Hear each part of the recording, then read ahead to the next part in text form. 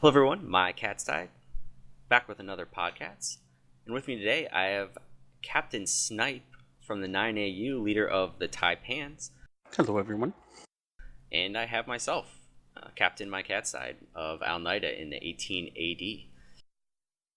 But we're going to mix it up a little bit today. We are going to talk a little bit about last week's battle, but we're also going to talk about the captain's position and what sort of things you can expect from being a captain if it's something you may be interested in doing at some point. Alright, well, before we get into that stuff, let's learn a little bit about Snipe. I've never actually really talked to you all that much, so I'll be learning something new myself. So go ahead, Snipe.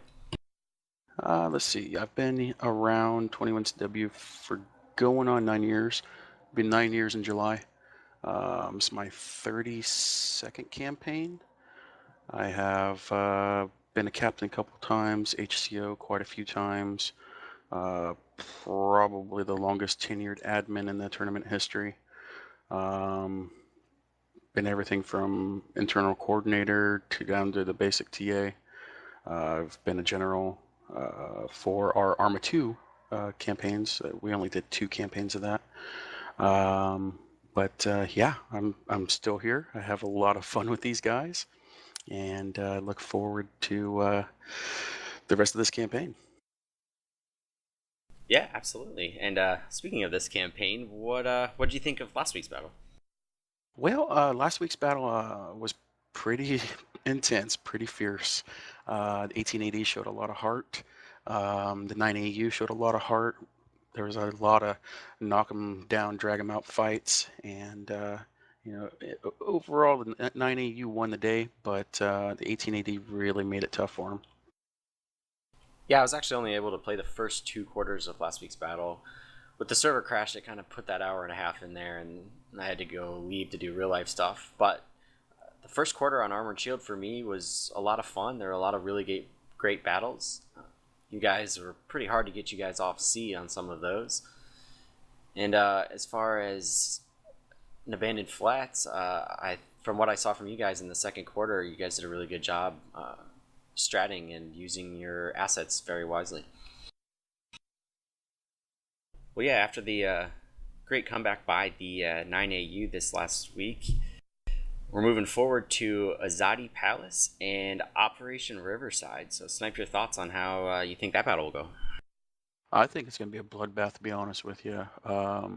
Operation Riverside's a new in-game map, and we haven't had a chance to play that yet. But Azadi Palace is definitely going to be a bloodbath. It's a lot of infantry, a lot of armor.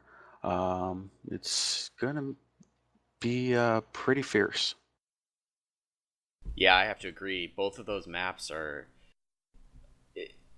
I'd say Riverside's very linear, so you're just sort of going to get in that middle. You do have a little bit of flanking opportunity, but Azadi Palace is pretty much just straight across that one main road. So Yep. I agree. It's going to be it could be a pretty brutal infantry battle on both of those maps.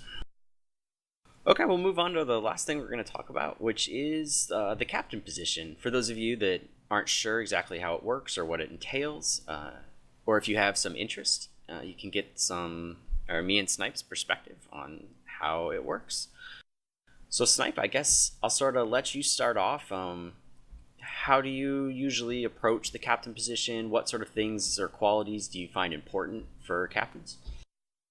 Well, the first thing is you have to want to volunteer. You have to want to throw your name in there, and you have to want to lead. You, um, you got to show a good example for the rest of your guys because you're responsible for an entire company.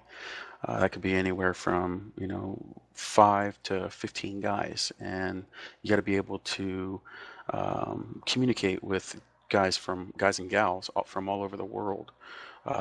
Sometimes there's a little bit of a language barrier, but as time goes on, you end up learning how to communicate with these folks. Honestly, my opinion is the captain position in the tournament is the greatest position. It's kind of like in the middle. It's like middle management. It's cool. I enjoy it a lot. You got to set an example for the rest of your guys. Lead by example is our motto here.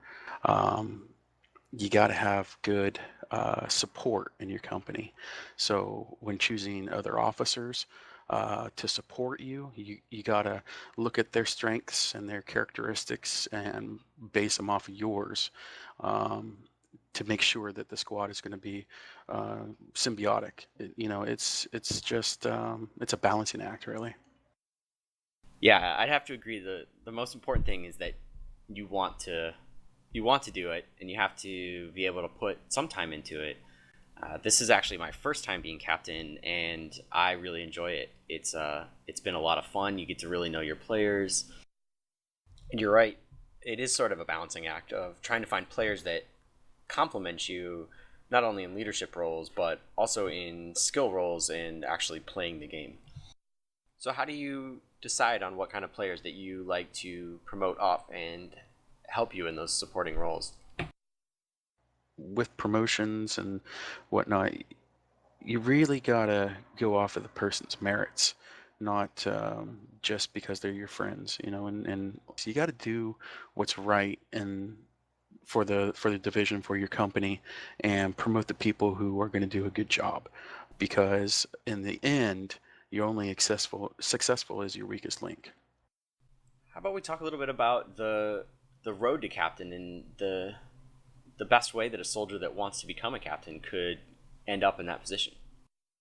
Well, you kind of got to stand out a little bit. You can't really sit back and, just coast. If you want to be a captain, you got to get in there. You got to want to help out and do the work.